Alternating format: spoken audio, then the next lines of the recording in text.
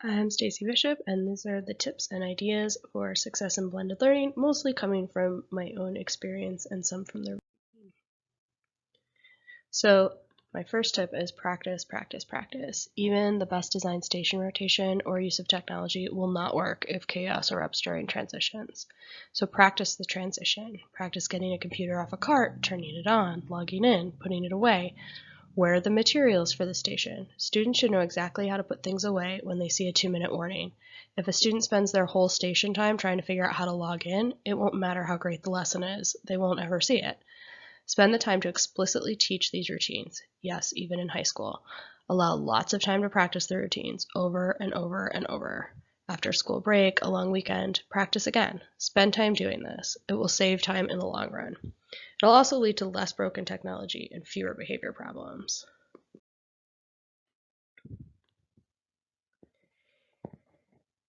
Use anchor charts to help people remember what to do.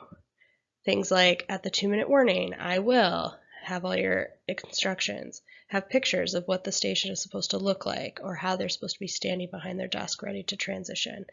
Visuals help. It also helps because then you can say, look at the picture. Does your station look like the picture? Use your smartboard or your projector to have a PowerPoint show your station rotations. You can even set it to automatically give a 2-minute warning and change to the next station so that you're always on time. You can put timers on the slides to help students pace themselves. These are some ones I found online, but the concept is pretty similar. As much as you'd have a PowerPoint timed to move automatically, you can have your stations timed to move automatically. I am speaking from experience when I say I made an amazing online lesson only to realize that half of the links were blocked when a student tried to access them. So make sure you log in as a student to see what it looks like from their point of view and make sure all your links work. Tip number 3 is really think about backwards design.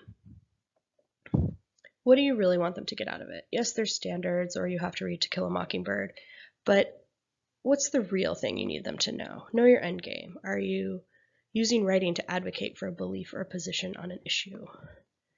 There's lots of things that you can do that are not necessarily curriculum related, but are real world life skills that they need to have. And when you start with that and then work backwards, then you're using To Kill a Mockingbird or a novel or a math problem or a history lesson to accomplish these things instead of the history lesson and this is the sidebar.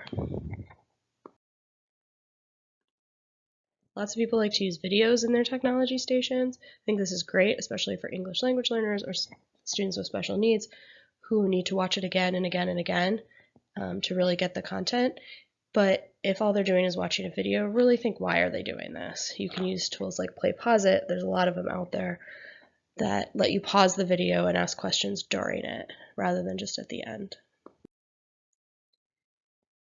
There's a big question as to curated content versus research. How much of the information in this station do you want to throw at them before they're doing a check? How much are they searching for their own information? Is the goal to be able to find information, or is it just to use information? Things like Nearpod lets you throw information at them and stop and do quick checks along the way, open-ended questions. They can draw their answers. It can be self-paced or the whole class. KidBlog is amazing for having curated content with a lot of online interaction with each other. And then whatever learning management system your school uses. Google Classroom, we use Canvas.